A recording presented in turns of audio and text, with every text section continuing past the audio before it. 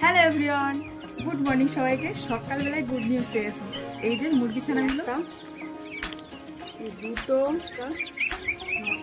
কি দারুণ লাগছে। এই মুরগি ছানাগুলো খুব ভালো লাগে। আমার আরও মুরগি আছে, এগুলো সবে ঘুম থেকে উঠেছে তো একদম ছোট্ট, কি সুন্দর। ওইদিকে ওরা খেতেও শিখে গেছে, আবার ওরা আবার ঠোকরে ঠোকরে খাচ্ছে। এইটা ফার্স্ট হয়েছে, এই বাচ্চাটা ফার্স্ট।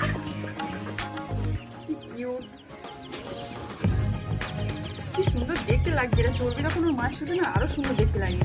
ওর মা নেমে গেছে, ওই দেখো ওর মা নেমে গেছে। কি করছে দেখো, এই কি করছিস?